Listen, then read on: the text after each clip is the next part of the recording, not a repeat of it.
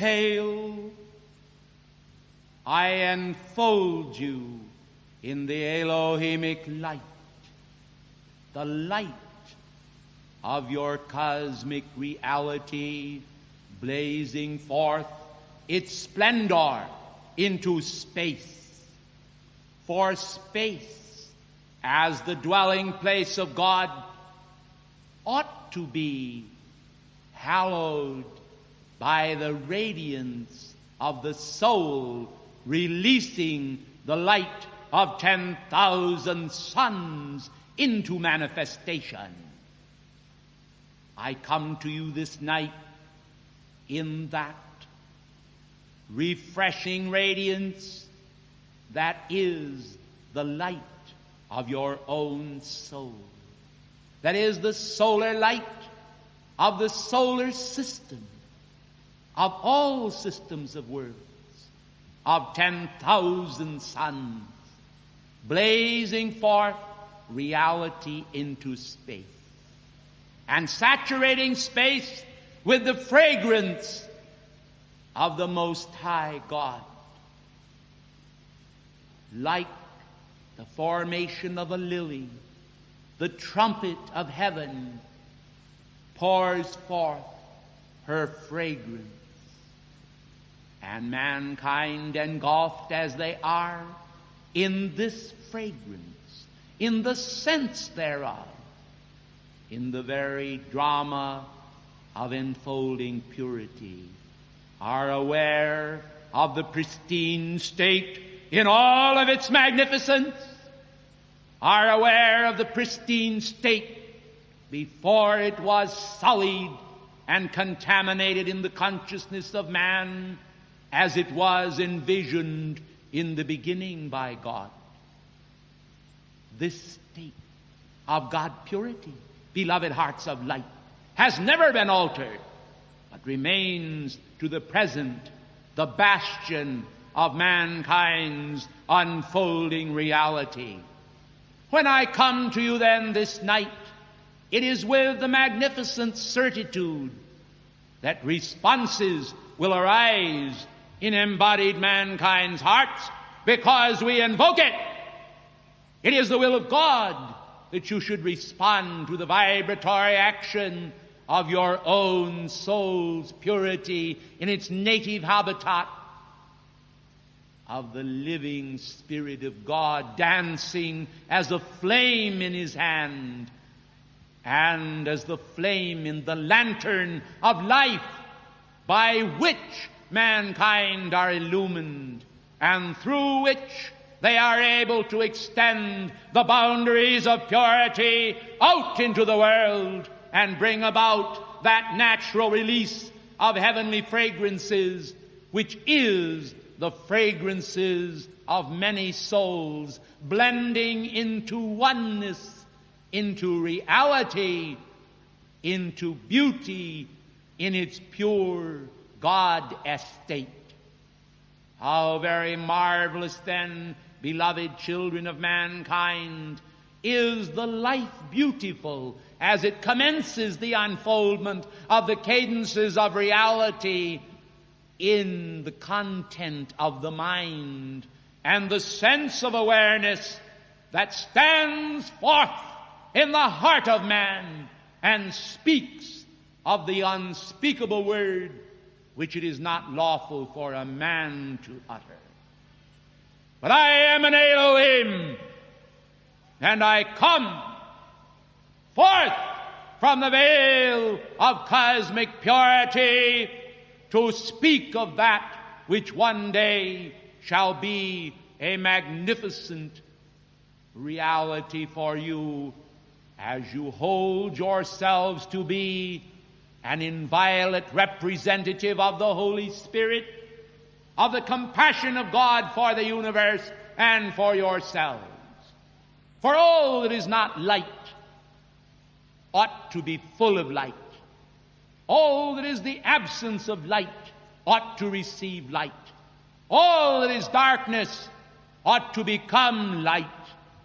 And in the various shadings of light in manifestation, embodied humanity are able to exhibit that which they have never shown forth before, save at that supernal moment when first they danced with God in the ritual dance of creation, when the living electrons and atoms in the process of geometric formation were aware of the divine intent and started the outpicturization of that intent in the world of formation as holy manifestation.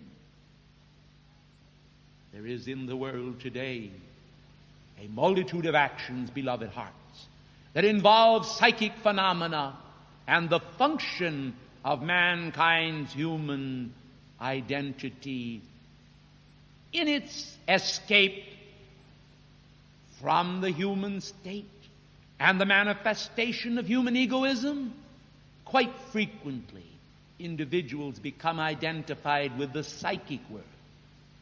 I want you to know this, and I want you to understand it. For the psychic world is not the spiritual world.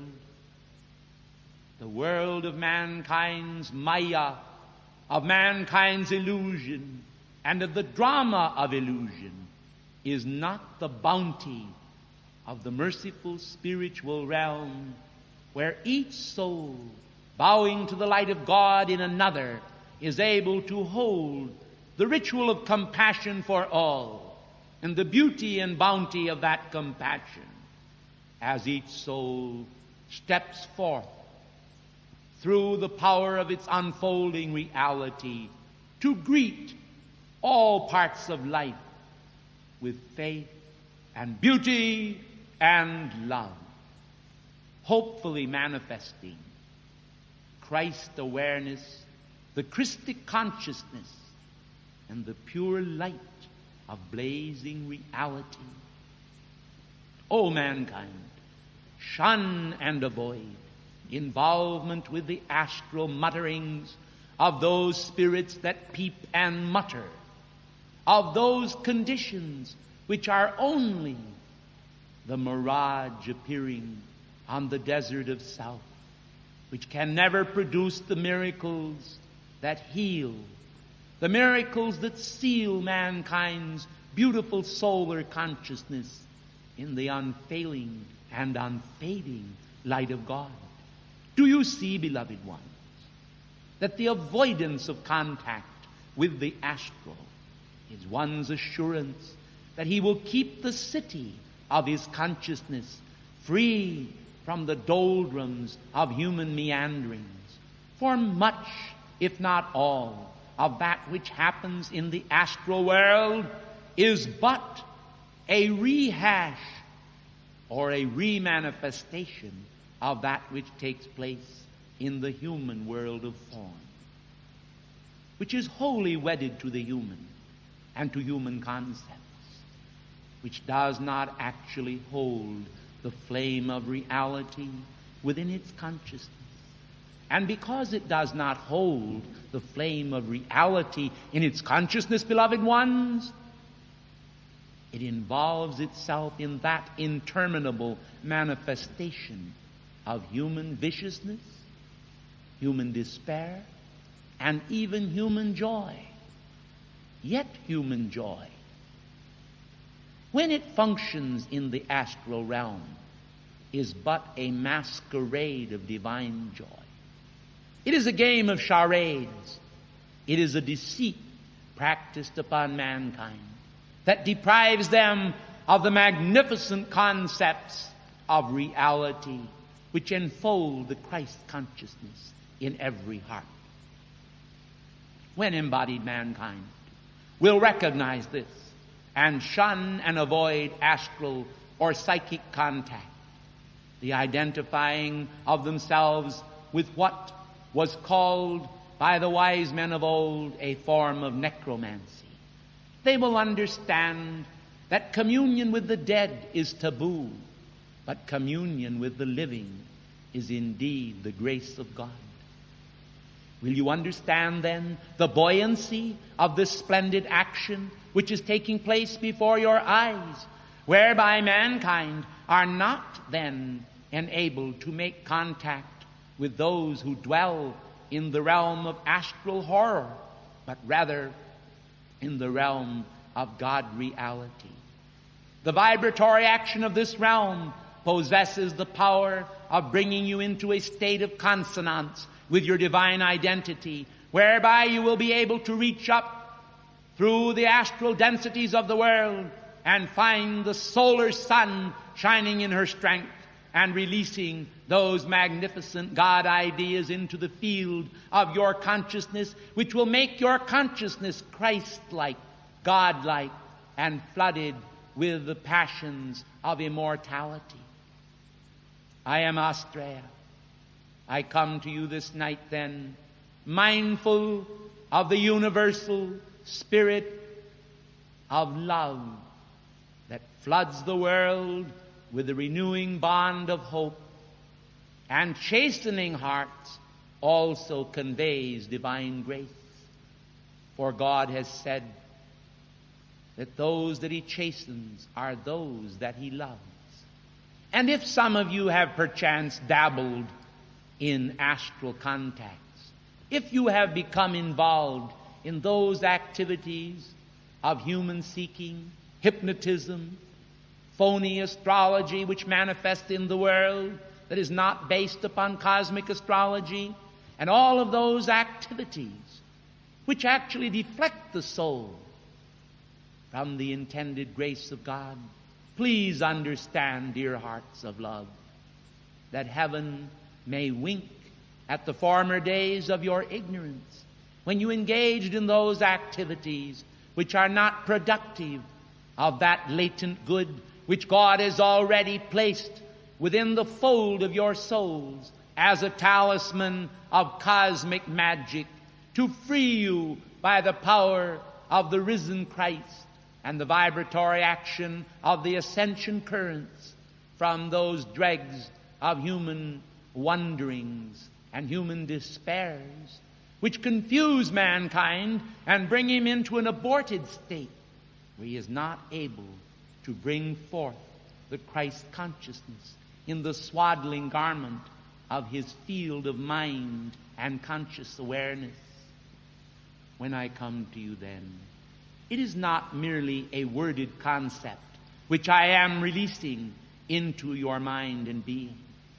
Instead, I am placing there the folds of righteousness and godly purity, which are the basis of the foundation of the earth and of every planet and of every star and of the filament of light that lights a universe and a cosmos.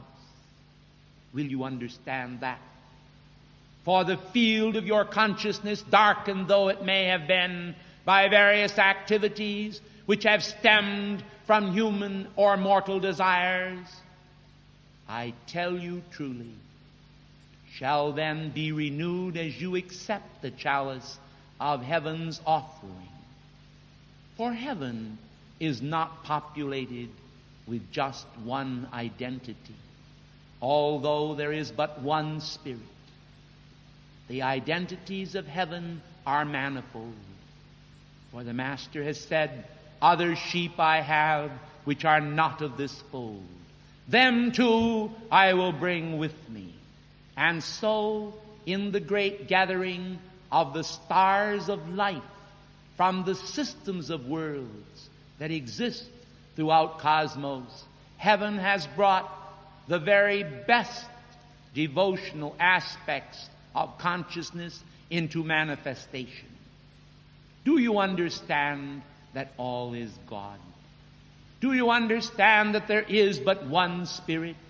Do you understand, beloved hearts of light, that it is that one Spirit that trembles the web of the universe?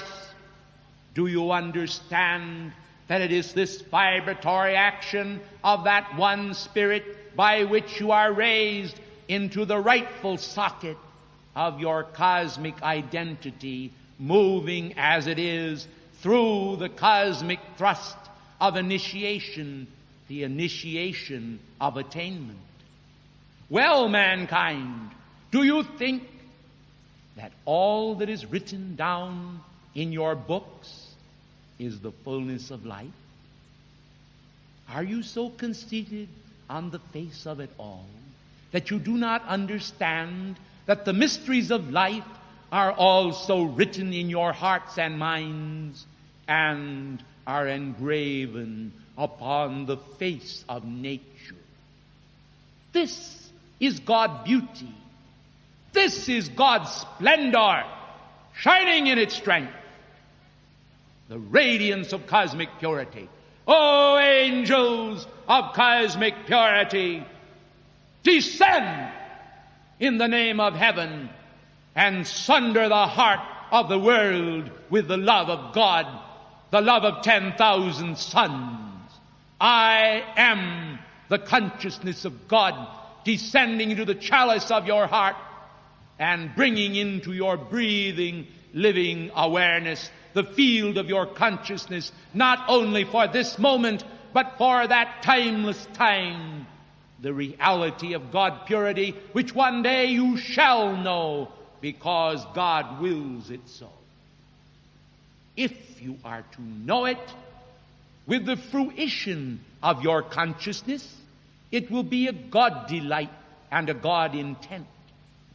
But if you refuse the opportunities that now face you, the opportunities that have always faced you, and you succeed in extinguishing the God flame within yourself, simply because you take delight in human perversity and sundry manifestations, extinguishing the flame of life in yourself by reason of your refusal to bow the knee to the only begotten of God, full of grace and truth, the only begotten Son consciousness, the awareness of the Logos, the awareness of the beginningness of God and the endingness thereof, which is the beginning and end of cycles and of all ages, which is the power of Alpha and Omega, which is the power of God unto salvation to all that believe.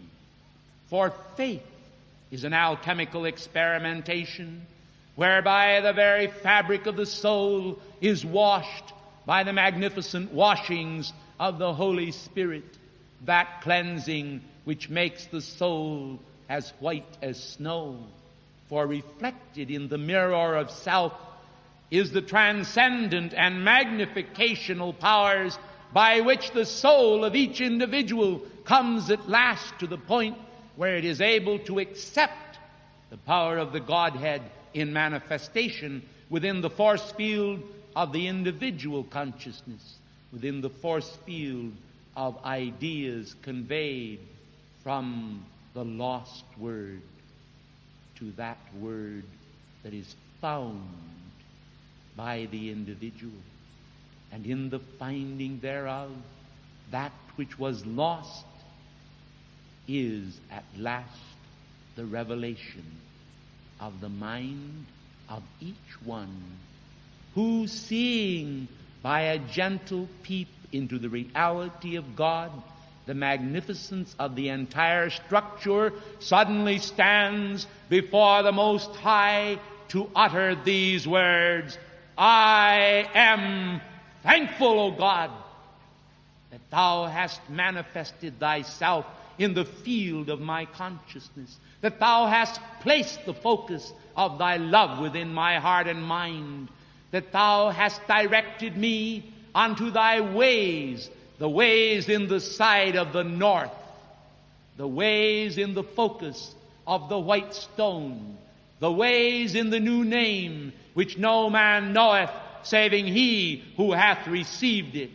the ways that are indeed the perfected ways of God, conveyed at last in the strands of time unto embodied mankind, that will lift them up out of the wretched states in which they have found themselves into those magnificent states in which they will find God revealed at last to them as never before, and breaking forth with those hosannas of praise which are not only able to penetrate the sheaths of mankind's ignorance and darkness, but also to reach into the very bonds of the deep and penetrate the deep and break forth the fountains of rejoicing and the waters of grace, that they may flood the earth and remove at last the bane of mankind's ignorance and bring forth that magnificent strength,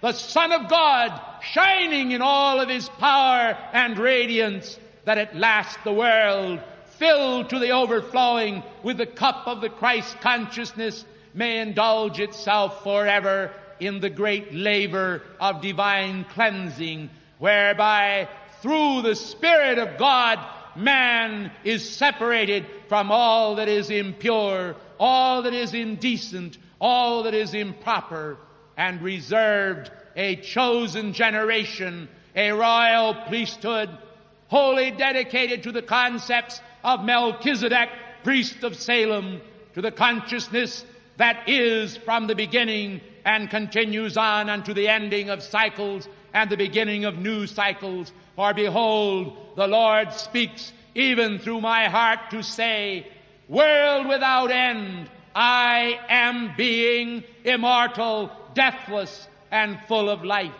And behold, I will kill with death that which is death, and I will bring into manifestation only that which is life. And I will raise me up a people who shall understand the beauty of holiness and the raising of my name in the whole annals of the earth, until the earth, in the midst of its trembling and its understanding and the cup of my wrath, shall behold my love, facing mankind as never before in this age, and trembling the web of the universe, that I may bring forth a cup of renewal unto all generations, who shall call me blessed. Thus saith the Lord, lo, I am a flame called life. Lo, my spirit filleth all things and is everywhere. Lo, my spirit has spoken to all generations. Lo, my spirit shall raise mankind on high. Lo, that which is lowly shall become that which is exalted. And I will say unto the valleys, come up hither, and unto the mountains, be thou exalted. For all shall know me from the least unto the greatest. And behold, I shall not be removed into a corner any longer, but I will shine forth as a song in the heart of the singer of songs, and as the music of the ages, that shall exalt all generations, until righteousness shall cover the earth as the sea. And behold, the dry land shall be covered with that righteousness, which shall cover mankind's barrenness, shall cover mankind's nakedness, and shall bring forth revelation as a spear to pierce the iniquity of mankind's consciousness, that has dared to consider itself full, when lo, it is empty and naked and bereft of reason and strength, and shall come to naught, save I, the Lord, infuse the temple by my sudden return thereto. Lo, I come forth. Lo, I manifest. Lo, I am at hand. Lo, all life shall be raised. I am the Lord that covereth the earth with my glory, and behold, the glory of the Elohim stands forth. Lo, the glory of the Elohim stands forth. Lo, the glory of the Elohim stands forth as a shield, as the Urim and Thummim of reality, as the consecrated host, the sacred Eucharist, the one loaf of life, shall be broken for many. And behold, now the exalted power of purity. Purity is light, and light is hope. and hope is renewal. Let there come forth now an activity to the ages of cosmic purity. And let an ancient door in the temple of nations be opened. Ephrata, be opened. Let light stream forth upon the planet Earth, and let the universal plan be revealed to the heart of man. Behold, there is a point in the mind of God. Behold, it is a point called the side of the north. It is the side of righteousness, and the hidden peaks and the hidden valleys are therein revealed. And that which man does in secret shall be shouted from the housetops. Does it not say, O individual, that the Lord himself shall descend from heaven with a shout and with the voice of an archangel? I am the Elohim Astrea. Lo, I am one of the 7 spirits that dance before God. I come to you then this night to evoke a preeminence in you that is the preeminence of cosmic purity. I tell you, when you receive this power within yourself and make it a consecrated part thereof, you will find at last that darkness will flee at your command. You will find when you call unto me and utter my name and understand that you are a part of the being of God, understanding that you are a part of the fiery nature of God. I am. When you understand that one fountain blazes forth over the whole earth and you are a part of that fountain, then the voice of many waters that covers the earth shall speak and call home those children of captivity, as well as those who say they are not bound, but are truly free. And behold, all nations shall come to know that I am the Lord.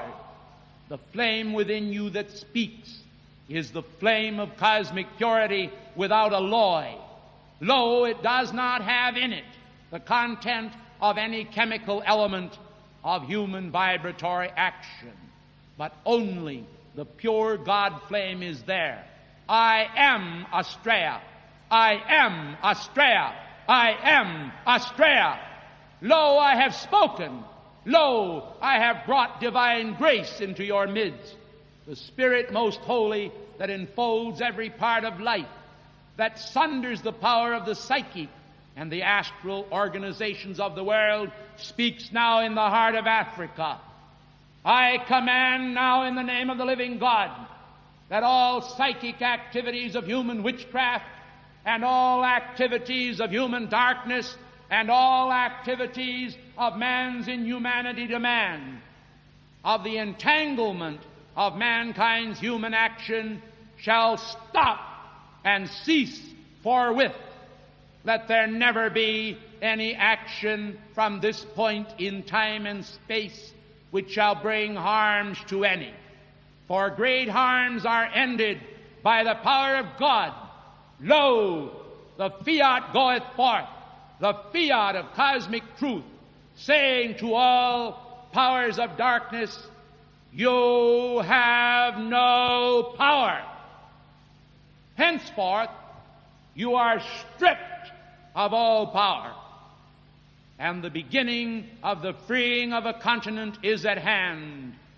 For the Christ banner is raised as a banner of unity over the heart of a world, and the banner that is raised is the banner of cosmic legions. It is the power of the unfurling banner of the Lord. It is the power of the beginning of a new kingdom established and made without hands, but by the agency of the Spirit itself in its pure state. O mankind, accept and be free.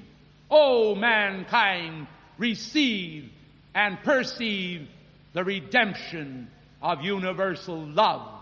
O mankind, reckon with the balance of God. Many, many tekel a parson, thou art weighed in the balances and found wanting. Behold, the hand of God writeth upon the wall.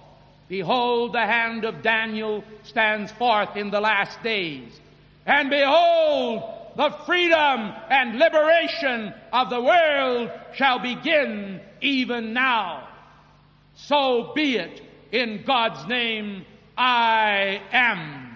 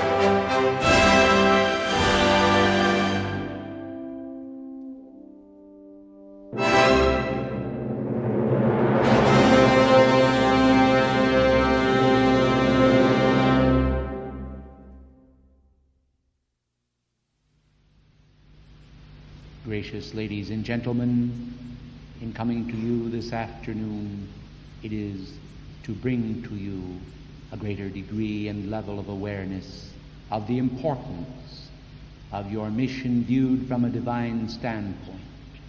Individuals enamored by the various activities of the world are from time to time caught up in those activities and totally become unaware in many cases of the solemn responsibilities of heaven and the attendant grace that flows constantly from higher octaves unto mankind.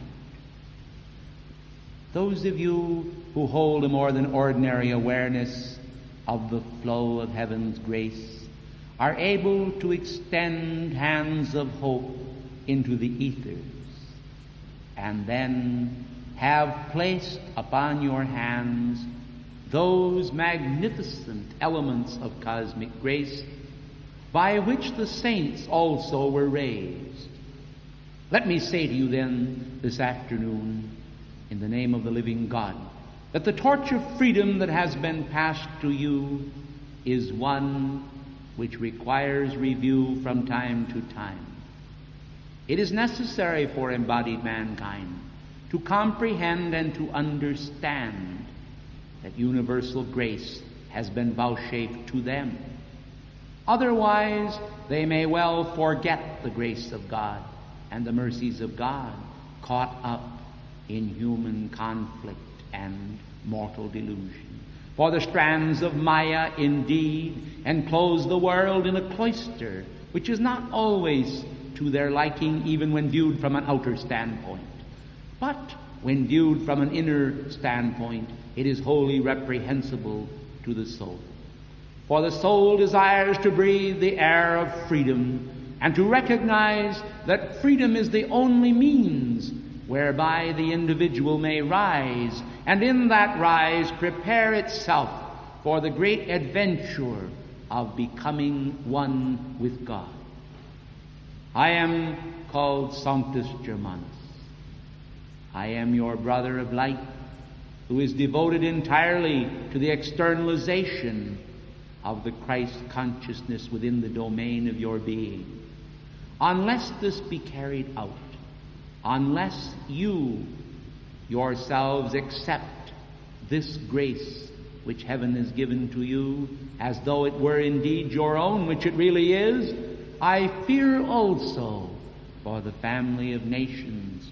For throughout the world the will to fail exists side by side with the will to succeed. And then there is also that which may be called no will at all, for it is a matter of man's involvement in senseless delusion and fear.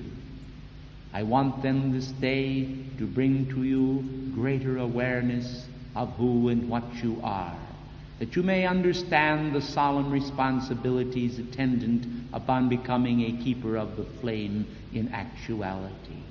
For heaven has thus far, for all of you, kept the flame blazing upon the altar of your heart as an activity of cosmic charity.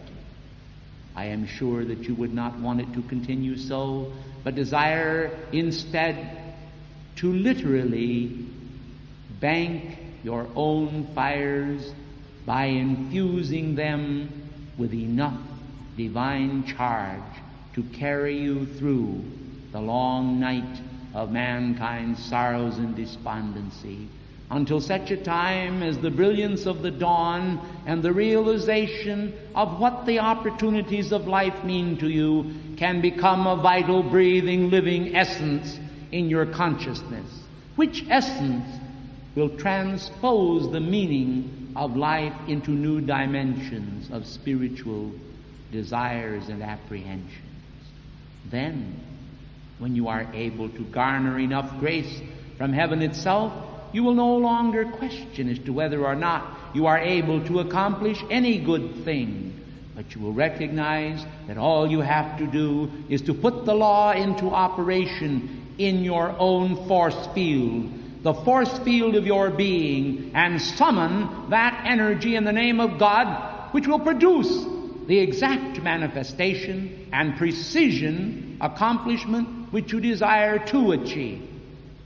The mere will to achieve in itself is not enough, for man must learn the process whereby he can invoke the will of God into living conscious participation with him in the ritual of precipitating those specific desires which produce all things for mankind, and specifically for those sons of heaven who are blessed with a more than ordinary manifestation of universal grace.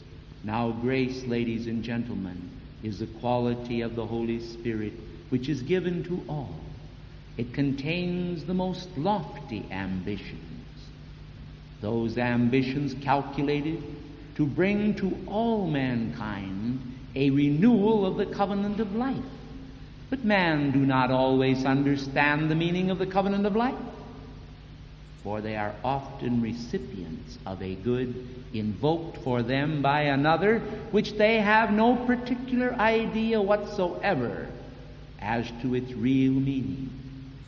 But would you deny this quality to the seeker, or even to he who is not yet a seeker? For have you yourselves not been also blessed with a renewal of your identity, a fashioning of cosmic banners for yourself, which banners have brought you to a greater level of awareness? Well then, don't you think, ladies and gentlemen, that you ought to extend to others in various levels of accomplishment, or even not accomplishment, but merely the parade of possibility before the screen of their mind, the self-same opportunities that were also given to you? Is it not a great pity that mankind will not consider how many blessings they have received, how many they can receive, what opportunities will be given to them in the future, and how the very governing of their own lives may determine that very manifestation? Well then, don't you think it is about time, beloved ones, that you should receive a greater assistance from heaven? I do. Well then, don't you also think it is time that you should think how much assistance you may give to heaven? For both activities are in the wings of manifestation. Man's great good, the great good which heaven has prepared for him, is quite frequently in the wings awaiting manifestation, at the same time that mankind are waiting to perform the manifestation of universal service to others. And if we hold both in abeyance, it will bring about quite a stultification of man's hopes and ambitions for all parts of life. For in mankind today, and I'm speaking not only, of course, of embodied mankind, but also in those who hold the ascended master consciousness near and dear, there is a firm resolve that greater progress ought to be made at both the human and divine level. If mankind, above and below, will unite in an effort of cosmic purpose, they will produce in the world of form those cosmic miracles of manifestation that are and represent the hope of heaven for the world and for the family of nations. In upholding the cosmic torch, then, reason must be accepted. And reason is indeed a person of great achievement, of great responsibility. For reason, like the spark that produces fire, is the alchemical power of man's potential, and the multiplication of that power in the world of form to such a degree that men and women working together will be able at last to direct their world without all of the human and personal mishaps which prevent them from appreciating and understanding all that heaven desires to see active in their world in response to their calls and those intercessions which men are so frequently making. Those calls for assistance, almost like the Macedonian cry, are echoing the world around. Ideas of man's thought, ideas of God's thought, and ideas even from the level of the angelic hosts.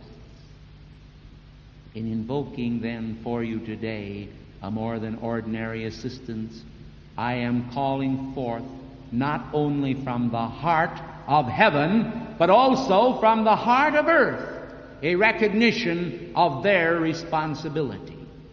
It is not just a matter of summoning from the highest levels those magnificent, radiant qualities of the Godhead, but summoning here from below in physical manifestation those cosmic sparks of human endeavor which can unite with spiritual endeavor and thus perpetuate a legacy for mankind of some true greatness.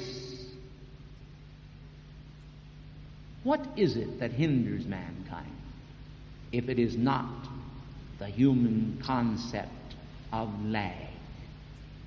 Mankind's ideas that perhaps 1,000 years away, or in some distant tomorrow, at last the world will summon those virtues and graces which will alchemically transform the world. Tomorrow is now, for in the eternal now, man is able to transform himself absolutely, because he contacts that level of advancement which does not depend on the quality of human whimsy, the idea that he will summon when he is ready. Man should understand that God is ever ready, a flame, a light, a power, whose magnificence, when bursting into flame, is able to consume man's dross, and in the consumption of that dross, to release in man the fires by which Prometheus, unbound, may seize at last the spirit of world initiative and invoke those transforming attributes of man which are already resident within him. Strange is it not that mankind can fail utterly to apprehend the things of God when within themselves, in the very fabric of their soul and thought, there is already in existence those transforming qualities for which they seek. Is it not then a very iffy proposition when viewed from the human level, and a very certain proposition when viewed from the divine level? For if the vessel which is created by the life of an individual, self-created, becomes a shard of darkness, a sweep of inefficiency, might it not be best in some cases to return it to the pile of debris and remold it? What is this of which I speak? It is of calling back into the great heart of God the very energy he has sent forth and entrusted to mankind, and then observe failure after failure where individuals, through their complacency and their fears, through their distrust of the motives of one another, cannot secure any reasonable effort which they can place in the circle of nobility as a potential fait accompli. I say to you then, must we rely upon one part of the earth and the keepers of the flame fraternity there, while denying opportunity to other parts of the earth? I think not. And so today I extend to you a renewal of opportunity from the heart of one who is truly bearing the flame for mankind. The torch which I bear, I pass to you, and as I pass it to you, I pass also certain of my own energy of accomplishment. But I do not expect that this energy shall return to God void, but shall accomplish the purpose for which it is sent forth. And if the lofty purpose is to be ennobled at all, it is because you have sealed it within the focus of your heart flame. And if within your heart flame, then within the flame of possibility. And if within the flame of possibility, then within the radiance of God himself. For another name for God is possibility, potential. The potential of the Father, Mother, God, the potential of the accomplishment of the flame. But the flame must spring up in a living haven, a place where God can be enshrined. Thus man becomes a keeper of the flame. Shall he keep the flame within his consciousness as a brittle manifestation, one that can be easily broken or extinguished, as it were? I doubt it. For such is truly not keeping the flame, but is merely a passing examination by the consciousness of the simple curiosity of a moment. Will God do it? The question is not, will God do it, but will you do it? The question is one of, can it be accomplished by flames working together devoid of human personality? Of course it can. But when you permit the human personality to extinguish the flame, this is scarcely an activity of divine accomplishment, but it is a dampening of the fires of purpose, one for which I would feel sorry indeed if this were to become the plight of those who have pledged their lives, their honor, and their sacred fortune to the producing in the world of some recognizable trend of the future within the force field of the present moment. Must we always behold the eclipse of mankind's destiny, or dare we hope that man will seize these opportunities as they are presented? When I come to you today bearing the mantle flame, it is the renewal of a covenant made long ago, which none of you now in embodiment are fully aware of.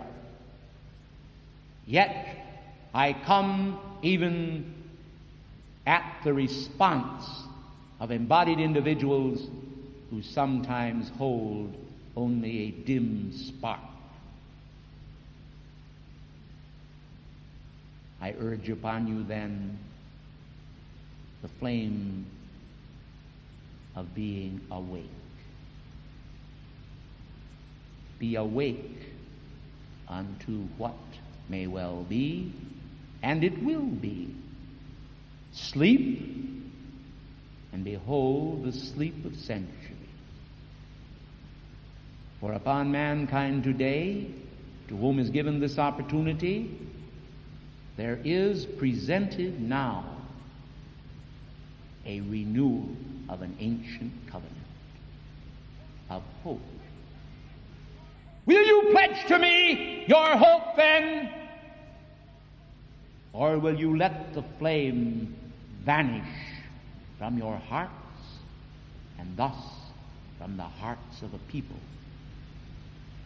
For there are few in the world, all around the world, who are willing to recognize their potential as God's potential, their opportunity as God's opportunity of the moment. To be a keeper of the flame is a substantive activity of the sacred fire. It is a covenant trust which is given to you as you are able to receive it. Point by point, victory by victory, your faith will win new laurels for the world and for mankind. Do you think that if this were a simple matter, that God would deny it to mankind? Nay, it is through man's own failures that it has been denied, and it will be through man's covenant of success with the ascended master consciousness, with the Christ consciousness, with the beauty of realization, that men will discover at last the true meaning of Prometheus unbound. And so that which has been bound will be bound no more. Freedom will echo, not as a lost cause in the world community, but as a cause of inspiration that must be sustained by right action. Hear this thought and capture it in the net of your consciousness, enshrine it in your heart, uphold it by your action, and perceive it as the way in which you should move. I thank you.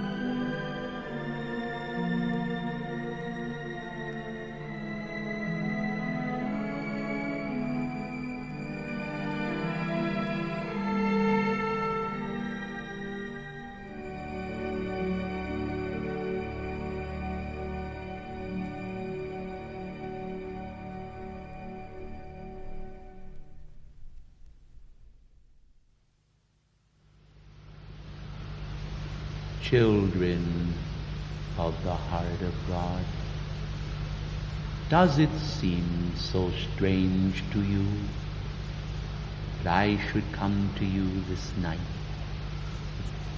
How often do your intercessions rise, appealing for assistance in the personal manifestations of your own life, calling forth assistance for others, and invoking that spirit of adoration that in its solemn sweetness does make men aware of God's concern for them? Let it be then that men are content to rest their case at the bar of God's heart, to receive therefrom not only that personal succor of universal strength and compassion, but assistance in every department of life, that men might fulfill within the domain of their own lifespan that magnificent passion of hope, which is the appeal or intercession to the heart of God. You do not expect, O beloved mankind here upon the continent of Africa, that God will deny you access in this part of the world, nor in any part thereof, but that his heart, filled as it is with universal love, will strengthen the bonds thereof and the sense of man's compassion for one another, that mankind may not lose their way upon the pathway, but may find instead from day to day that sweet and solemn spirit of beautiful apprehension that indicates divine awareness of their heart's desires. Mankind, stranded as they are upon the bars of time, are often unaware of the tides of cosmic fruition, of cosmic intent, of that grace which is sufficient for all their needs. From time to time, they seem to feel stranded, as it were, and without the surety of God's success in the adventures of living. I am mindful of the need for mankind to be willing to change their mind and to decide at last that hope is not so far away, but instead is just beyond the threshold of their awareness, the curtains thereof being drawn as if by angelic hand. How often have the beautiful souls that have served the light, hallowing space, and those sacred portions of the hearts and minds of mankind, have felt the pulsations of heaven's concern. Then, beloved ones, let me ask of you this night that you cast aside as an unwanted piece of baggage those elements of unnecessary concern, and in your divine outreach hold breathing and living awareness of the omnipresence of the eternal brotherhood, of light and hope, and eternal strength as the sun shining in her splendor brings to the world the circle of certainty, of vision. So let man, as he perceives those spiritual guides that are connected with the beautiful and bountiful soul within, manifest individually those strands of gentle and bountiful awareness which are the fullness of God's heart. As I came to you tonight, it was with a splendid awareness of Accra. Long ago, he who, like El Moria and others of the brothers, offered name and fame to God and stood as a frater of light, a brother of the sacred fire, to sponsor a vast and mighty continent that was to be. He gave in a fruitful ceremony of the Brotherhood every vestige and trace of his name, and so we called him Accra, from whence also the continent drew its name, Africa, as man call it today.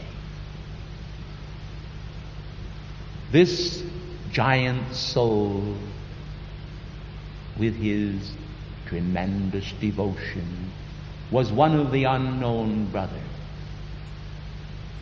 And so long as individuals feel the need to expound upon their own personal achievements, they may well find that they are not truly a part of us. For we have offered, as divine Tourelles of old, everything to the vow of poverty, everything to the name of God. We desire in reality to retain nothing of ourselves, but only those magnificent designs which are a part of the Godhead, which comprise the quality of grace to assist embodied mankind in their search and realization for those garments of golden light which generate the passions of the brothers of the golden robe.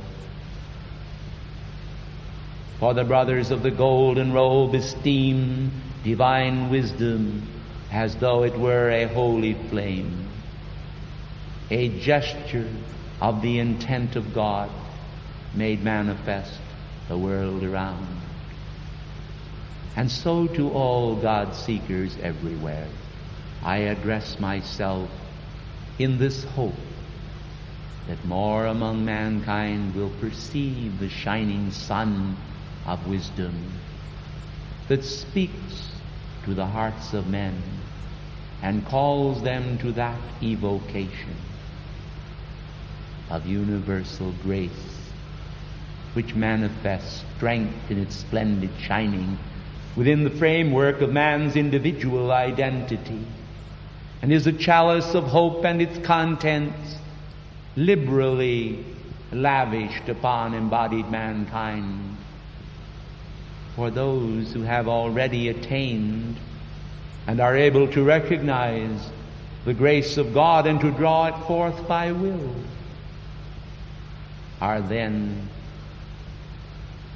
not those who require our assistance, but those who walk yet in the doldrums of human despairs, alternating between those passionate achievements that spell the beginning of reality for all, those achievements when recognized by the gentlest wave of the Holy Spirit, or even a magnificent but tiny comprehension of universal grace, are pleased that heaven has taken notice of them. I remember then long ago of thinking of the wind as brother, an embodiment of God. And so I spoke to the wind and said, brother wind, brother sun, brother sky, brother earth. And I realized full well that all of this individually embodied a manifestation of collective intelligence and infinite wisdom, a wisdom that was bequeathed to us, for our hearts were grids and force fields of light, waiting, calmly waiting for the manifestation of the renewal of our hope and the flashing forth at last of new strength from day to day, that men might grow in grace and flourish in their awareness of God. And so, when we speak of a brother, of one who embodies a fraternal friendship for all life, it is also to speak of Accra, for your continent was once called at inner levels the star Africa. And then the diamonds in the earth and the gold glistened with renewed attunement as the elements themselves heard the voice of God, and men understood the meaning of attunement, not as a vain thing, something that had none or little value for humanity, but as a giant gift entrusted to the few, yet intended for the many. And so as we come this night to speak to the heart of Africa, it is to renew our ancient covenant of brotherhood. Activate now then those retreats of our brotherhood upon the continent. Let the chakras of a nation glow with the renewal of cosmic fire, that the hearts of a people everywhere may respond to the call of the brothers of the golden robe, to the call for mankind to pay heed to the sweet voice of brother wisdom. The cosmic lute plays, and in the release of that sublime music that spans the covenant of the ages, mankind once again see the compassion of God as spanning continents and girdling the world with a swaddling garment of Christ comprehension.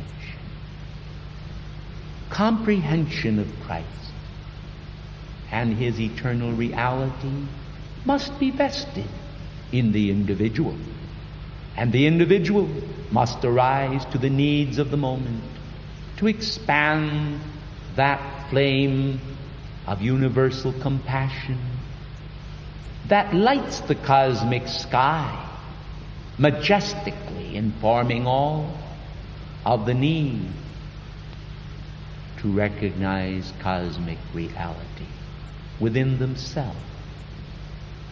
Men seek without, here and there, thither and yon, that they may receive or perceive the music of the cosmic lute. And when they do, the first few notes of God delight bring to them a sense of personal delight. And this is God's will. But as the years are spanned by man, as he perceives the need to walk upon the path, it is not always easy. For there are many hindrances in the world which test the quality of man's resolution. Shall he fulfill the needs of the brotherhood upon earth? And even the question comes to his mind you, is there a brotherhood?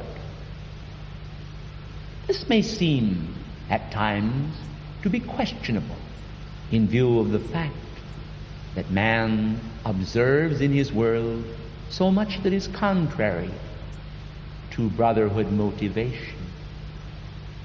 But then, those of you who feel deeply within, whose centers of universal light are open unto the Godhead, you do not question, except in those moments when darkness hides and opaques the face of the Sun of Reason. Tonight, then, I speak also of the testings of life and of the great opportunities they bring.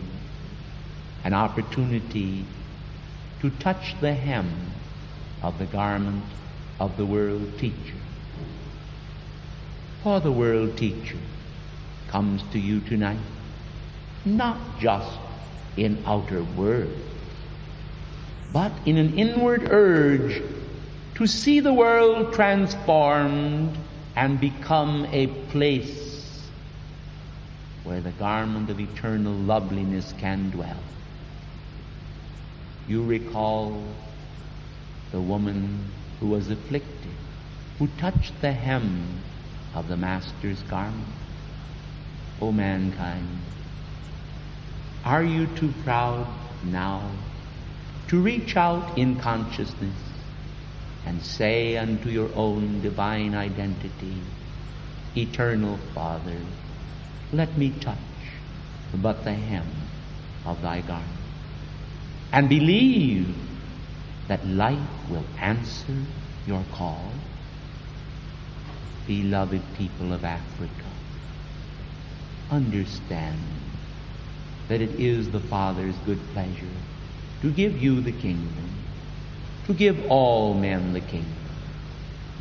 The great necessity is that they have that willing surrender by which serenity of mind is obtained.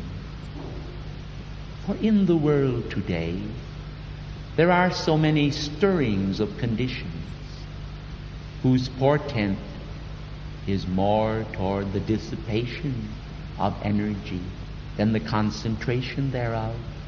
And the requirements of the hour, the requirements of the cosmic disciplines, are ever to gird up the loins of men's minds, that they might, through the swaddling garments of Christ reality, understand how beautiful is the daughter of heaven.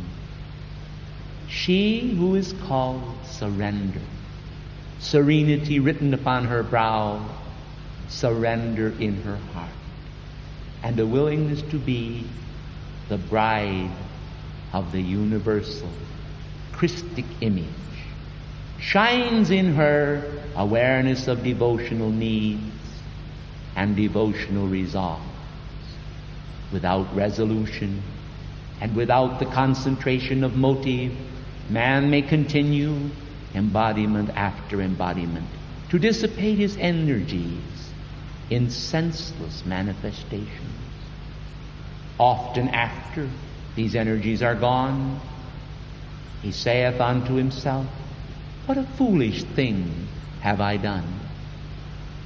But now opportunity faces you, one and all, as a flame. An opportunity to do homage to the deity. An opportunity to recognize the universal Christ within your heart. An opportunity to end all struggles in that great surrender of your consciousness. An awareness of the family of nations and their need. An awareness that no man is more than a monadic expression. For each of you from wherever you may hail, are expressions of the ultimate deity in a finite form. Recognizing, therefore, the motivating trends that have led you now to the feet of the universal Christ, where you are willing to surrender your all unto God, can you then summon that required and necessary momentum to carry you over the hurdle onto the top, where at last you may join those apostles, prophets, teachers, and devoted spiritual workers of all ages in the recognition of the meaning of the eternal brotherhood. The eternal brotherhood requires support today from embodied mankind. For if we are to answer the request that you have made to us, it is necessary that we have a ratification of your energy here and now. Be not weary in this requirement of the moment, for it is a cosmic law that we who dwell in higher octaves of light cannot interfere at your level of consciousness without your individual request.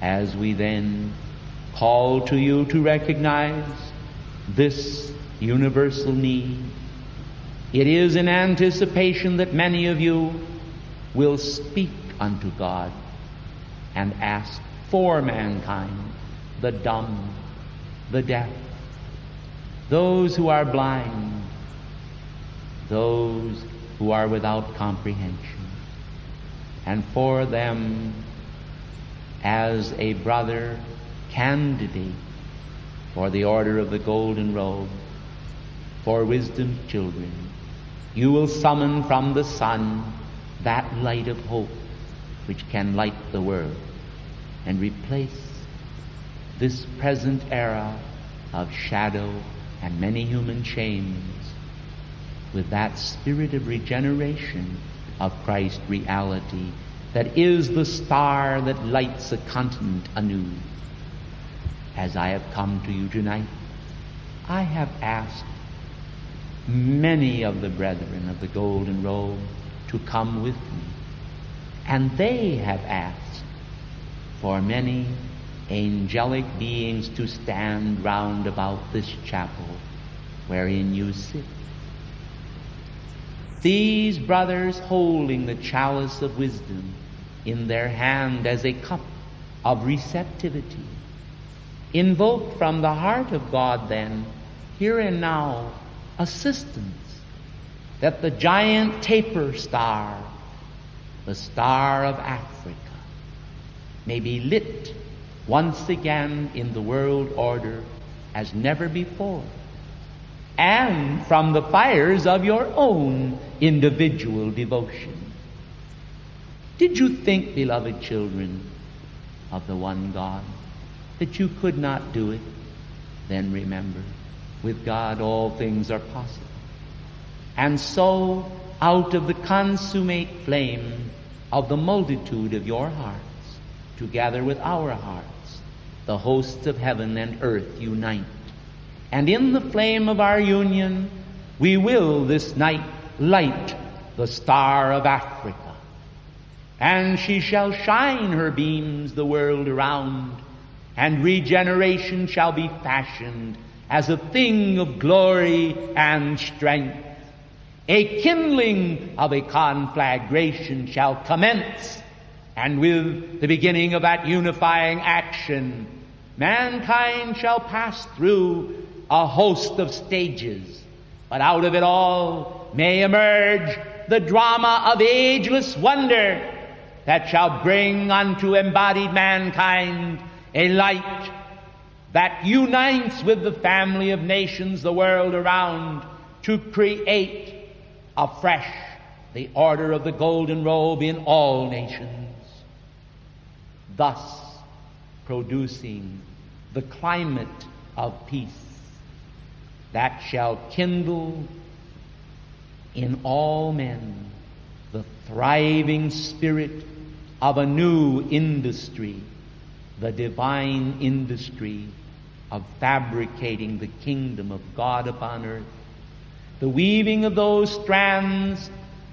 that are the warp and woof of life.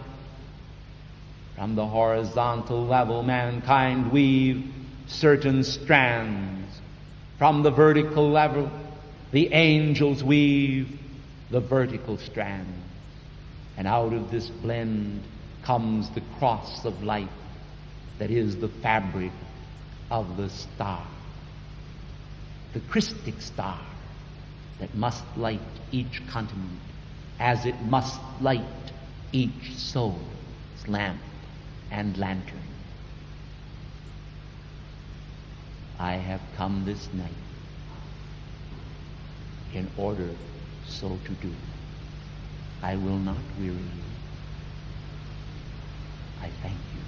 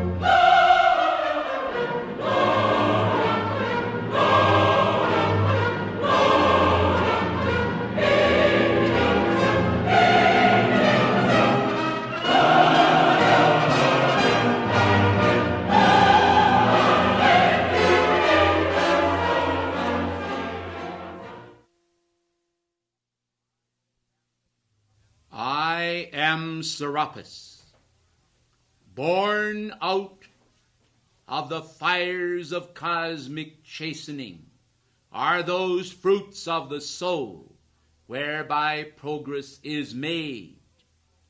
Those of you who have long awaited the moment of your deliverance, hasten the day by your obedience to the sacred fire. And those precepts of universal loveliness which are to be found in the sacred fire as it is cognized by the advancing individual.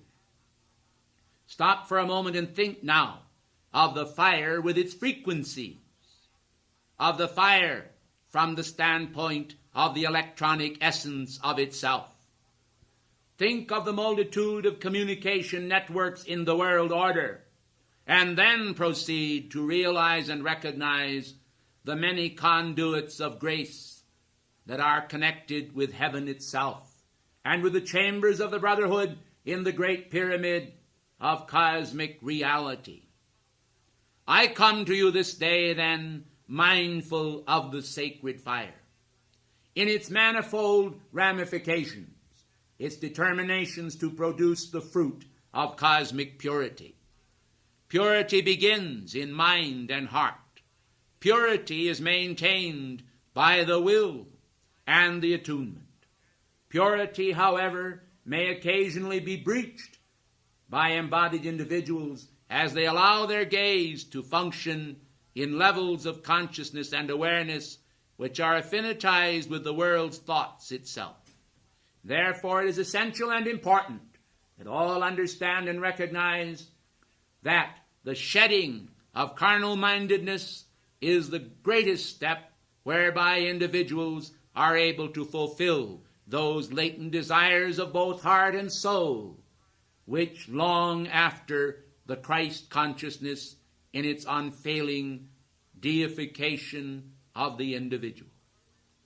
For whensoever individuals are vested with the Christ consciousness, they are given a direct connection with the living God, with the living perfection and presence of their being, with those cosmic strengths that are able to destroy all human weaknesses.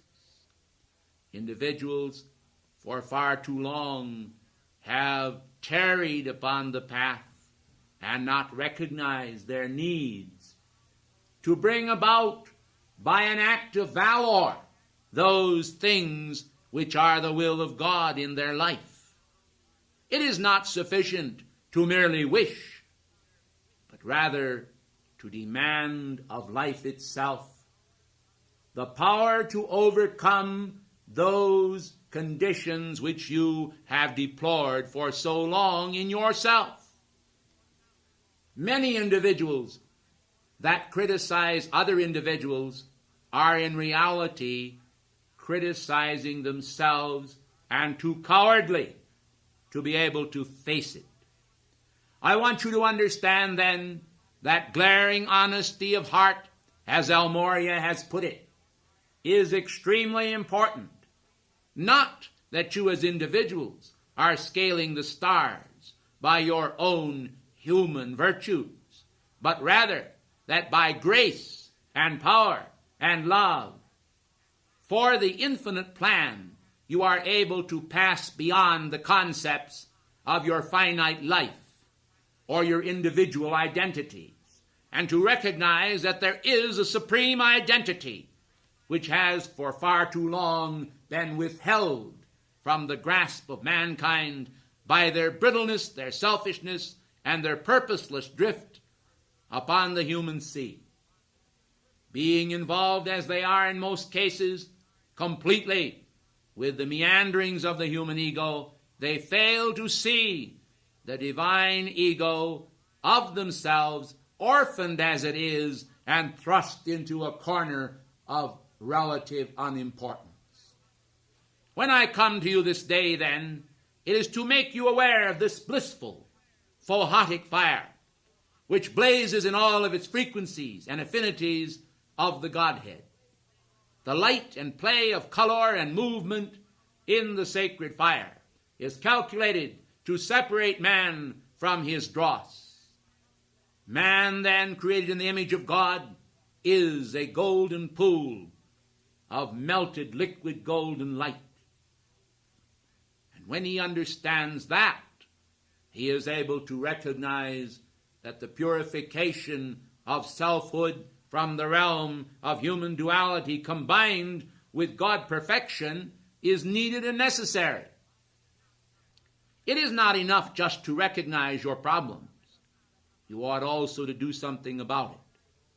And when I see individuals studying for years and years, producing very little fruit, I am always reminded that one day they will find themselves in a lower position rather than a higher, in spite of all their study. For I want you to know that truly some of the first are last, and some of the last first, purely because of determination and that motivation of the will of God and the purity of God, which holds each man in the divine image, regardless of what particular and specific thought or thoughts they have allowed to occupy their mind. From time to time, the world itself, emanating the human spirit and the vibrations of human thought and feeling into the very atmosphere, polluting the planet thereby, comes to even the most valiant of individuals for redemption, Have you thought, for example, of your role in those redemptive factors of the planet? You ask for the second coming of Christ. Beloved hearts, are you doing anything to produce it? Is mankind doing anything to clear the way for it? Is mankind anxious to receive it? Or is mankind content to vegetate in some traditional, picturesque scene of human contentment? I want you to understand that contentment and the picturesque scene, or any other particular facet of life which you wish to dream up, are yours for the asking once you have first achieved that perfection goal which you seek. But so long as the world is in turmoil and decay, so long as the teaching of true cosmic peace and overcoming is actually so badly needed by the world, is it not just a bit foolish, do you not think, for mankind to continually seek only for that which we may call temporal peace, whereas the universe itself is engaged in a form of spiritual warfare in high places? The dark powers of the world that must, as they know, surrender their allness ultimately, are engaged in conflict with the powers of light. One, of course, is wholly entangled with the human ego, whereas the other is identified with the soul in its rise into that perfection, assuring each man of the fruit of the ascension in the light. But unless the light be recognized daily, unless the ascension be obtained in part daily, man cannot expect that suddenly, as a giant magnet appears overhead, he will be lifted out of whatever mortal socket of despair and despondency he has allowed himself to vegetate into the pure light of God. Nay, your victory is obtained each day in some portion. And then one day, as you have moved still closer to the divine magnet, you will automatically be exalted into the ritual of the ascension. I want you to understand that the serpentine coil at the base of the spine, the Kundalini fires, are only automated and commanded by the power of victory itself. In other words, it is almost a folly for individuals to exert their efforts to stir up those energies which will provide them with more energy, whereas they do not know how now even to govern that which they have already obtained. If then the energies which you call forth from the Godhead, together with the wisdom which you invoke, the power which you invoke, and the love which you have, are calculated to produce that perfection you seek, then well and good, for you will learn to mastery all fires of God. And there are differing fires with different vibrations and different vibrational actions, which can be used and directed by the power of the Spirit of life within you when the requirement of the hour demands it. For individuals to simply seek, as a point of human experimentation, to play, as it were, with the holy fires of God, can very often prove disastrous. Hence, we warn you of this, and we tell you also that all of the fruits of heaven can be yours for the asking when that asking becomes a unified direction, a recognition of the divine intent from the beginning to give you the kingdom, and that determination which will not take no for an answer, particularly a human no. Do you see what I'm speaking about? I'm speaking about the chastening of God as an activity of producing that refined manifestation which is a Son of God, the burnished gold color of the pure fire itself, as you in your fiery bodies place in your vital awareness the full understanding of who and what you are. For who and what you are precludes what the world has said you are. It is the first and the last in manifestation. It is your beginning and your ending. It is the beginning of you and the finalizing of your victory. It is the ending of human struggle. It is the ending of human defeat. It is the ending of human life as mankind has synthetically created it, and the beginning or origin of your divine life, wherein all things are given to you. For eye hath not seen, as Paul has said, nor ear heard, nor entered into the heart of man, the things which God has prepared for them who love him, to those who are the called according to his purpose. Will you then envision that purpose as the central theme of your life, and watch how the forces of darkness, targeting in upon you because you have started then to begin your emancipation, will direct those arrows and slings of outrageous fortune against you. And it may seem at that moment as though, rather than progress, you have fallen backward. But, beloved hearts of light, it is the chastening and the discipline that will actually set you free. For what is the problem in orbital flight, beloved ones, if it is not inertia itself, which must be overcome by the propulsive force? Let men understand then that it is in direct relationship to their determination plus their relinquishment of the spirit of inertia and human concepts that propels them forward spiritually until they enter in to the orbit of the cosmic ascension in the light, in thought, in mind, and in heart. But, beloved ones, beware of allowing this thought to be obsessing in the sense that the very practical aspects of your karma are not viewed. Individuals should understand exactly what I mean, for I am attempting now to make it plain to you all. I am referring then to the fact that on this planetary body there are those who need and require your assistance and the assistance of the masters of wisdom through you. Beloved ones, it may be true that there will come a time when they can dispense with that, of course. But while they require it and need it, be practical and do not think entirely of the fact that you selfishly would obtain an escape from this realm prior to that moment when your own divine will within you consents thereto. I have spoken to you thoughts that you might be able to utilize for your own emancipation in the light.